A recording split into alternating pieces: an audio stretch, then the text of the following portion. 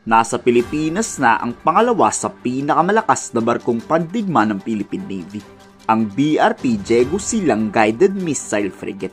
Sinalubong to kahapon ng BRP Gabriela Silang ng Philippine Coast Guard at BRP Jose Rizal ng Navy. Sa bahagi nga ng Bao de Masinloc nagkatagpo-tagpo, tila pinapakita sa China ang bagong sisindak sa kanilang mga Coast Guard.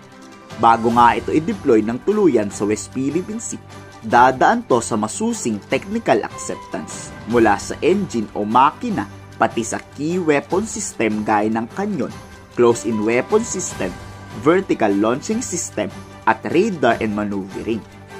BRP Diego Silang will still undergo final preparations, acceptance procedures, and commissioning before officially joining the Philippine Navy's active fleet. Upon joining the active fleet, the 2nd Miguel Malvar class frigate will enhance the Philippine Navy's operational readiness, maritime domain protection, and capability to uphold a free, secure, and rules-based international order. Ang BRP Diego Silang ay pangalawa sa Miguel Malvar class frigate.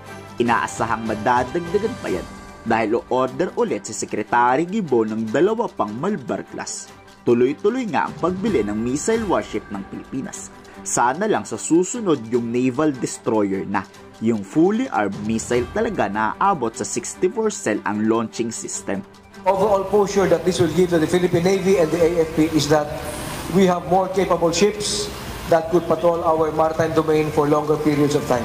And they are fully supported through our forward operating bases. Hindi lang yan ang good news. Tila 6 out of 6 o lahat ng Kabukuma class destroyer ng Japan ay kukunin ng Philippine Navy. Naipasa na raw kay Secretary Gibo ang approval ng pagkuha ng mga barko.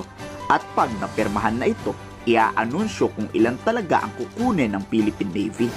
The Philippine Navy has submitted the recommendation to higher headquarters.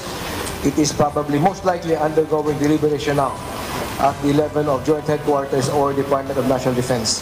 Whatever the result of that deliberation, the appropriate public affairs announcement will be given. Ang BRP Diego Silang at Gabriela Silang nga ay pinangalan sa mag-asawang nagbuwis ng buhay para sa bayang Pilipinas. Simbolo ito ng pagsasakripisyo at tunay na kabayanihan ng mag-asawa.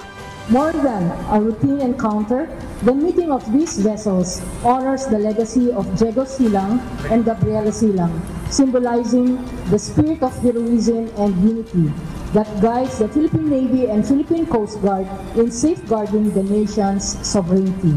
The coordinated procedure also reinforced fleet interoperability, operational readiness, and the Navy's modernization efforts, while highlighting the human side of service and the shared dedication of generations of maritime officers. Grabe, padami ng padami ang missile at warship ng Pilipinas. Sana lang at magtuloy-tuloy na to. Kayo, anong masasabi nyo sa balitang ito? I-komento sa baba ang inyong salubin.